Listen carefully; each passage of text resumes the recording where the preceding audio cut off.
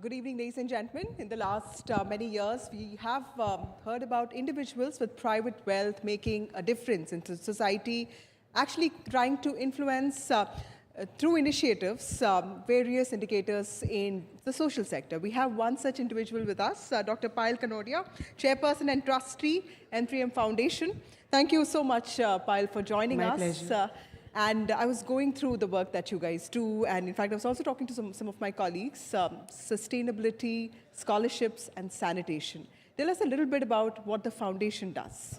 So basically, M3M Foundation, it works on holistic development of the underprivileged children and their families and, their living conditions. So we have multiple projects around different initiatives. Like one of our projects is called Sarvodaya.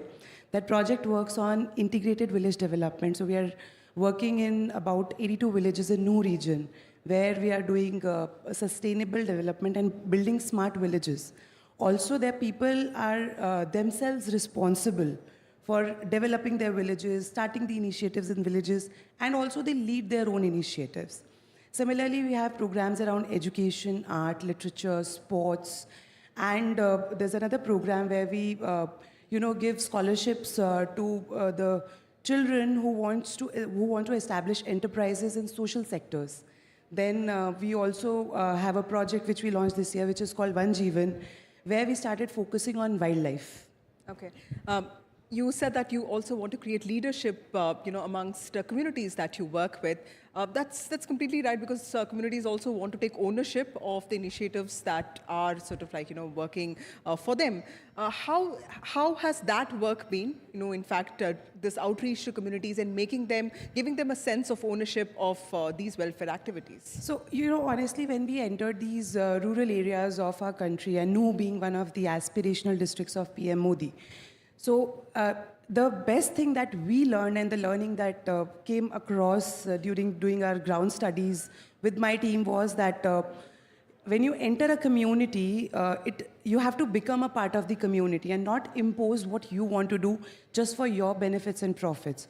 So we became a part of the community, we became their voice, we understood what they need, and which helped us designing the projects that communities were happy to own, happy to lead. And today, when we sit down and see the results of those projects, the women are entrepreneurs, they're more independent, they are running their village panchayats, they are running community kitchens in their villages. They also have, we call it Sankalp Vatika, so they grow their own vegetables. And to my joy, I learned it last week only that a group of women has actually gone ahead and purchased a small farm of their own where they are cultivating oyster mushroom and many more vegetables. And now they go and sell it in the market. They are making many products like that. They have their own dairies. They are learning to make organic manure, Jivamrit, and a lot many more things.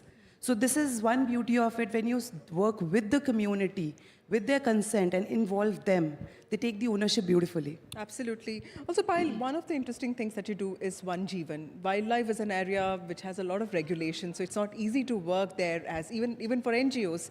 And also we keep hearing about human-animal conflict. There are leopards getting into villages. There are elephants trampling over human beings. It's not an easy sector. Tell us a little bit about the kind of work that you do. Which are the states that you work in? So this is the project that we launched this year, and it was one of my own dream projects where we wanted to work on saving wildlife, because I've always believed that we just cannot work, by saving humans or working for humans. We need to work at the ecosystem in toto. So that's when this project got designed, and we started our first project at Tipeshwar Wildlife Sanctuary, which is near Nagpur. So during summers, someone reached out to us and they said that, the tigers are dying because there's no water to drink. So we just went ahead and involved the local people and installed solar water pumps. So now these pumps only work at night, so they also kind of are only work in the days, and at the night they're not working. So they just pump water out of the ground. And to the beauty of it, in just 2 months of our intervention, we saw the entire wildlife, the flora, fauna, the carnivores, herbivores, in fact bears, deers, all the animals coming back because everyone needed water. And also local communities got empowered because of this. Then we expanded this project to Koluchur Forest, which is next to Jim Corbett. Again, similar interventions where, we just made ecosystem more friendly for wildlife, and now we are expanding it to Pilibhit, where there is a lot of poaching that happens, illegal poaching that happens to Nepal for the tigers.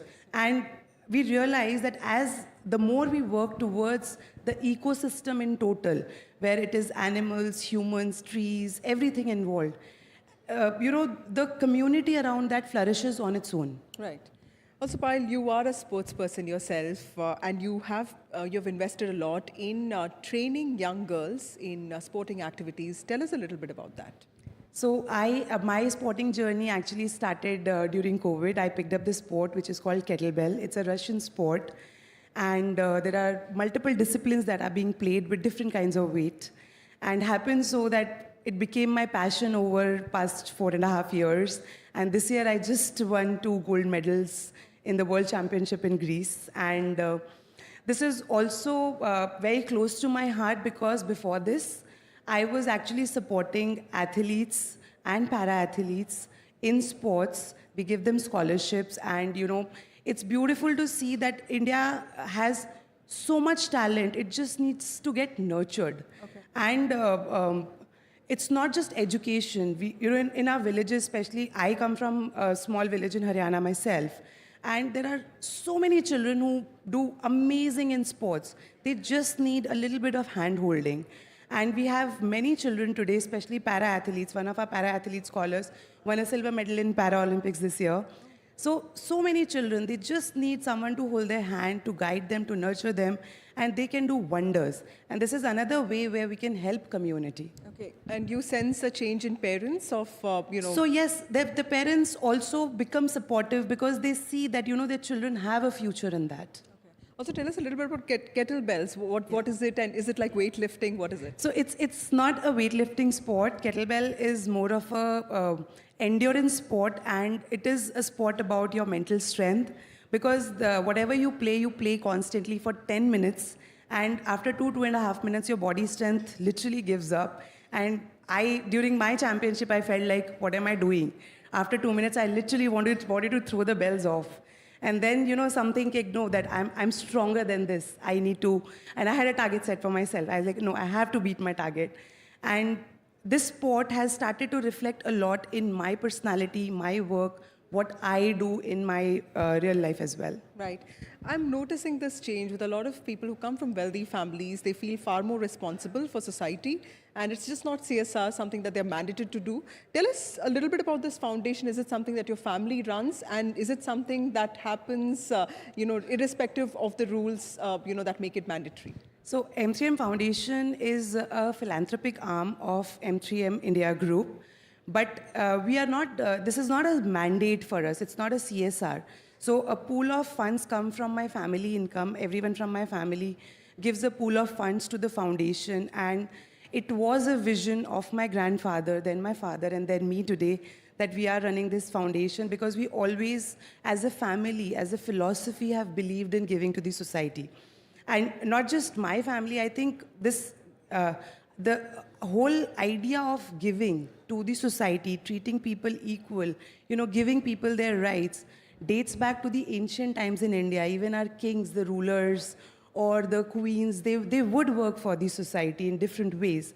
So it is a part of that culture that my family always has loved to follow, and hence we are doing this. In fact, today when I sit here, I relate it to our PM's vision of, Viksit Bharat, the self-reliant Bharat, and a lot many more projects that he has launched over past 10 years. I think we are working in alignment with those projects, and they're giving us wonderful results. Right. And do you think it's okay to go along with the government, or do you think that the government needs to do more to promote this kind of private philanthropy? So government already is doing its bit, to be very honest. They have some amazing programs. If we actually look at them, they're designed very well.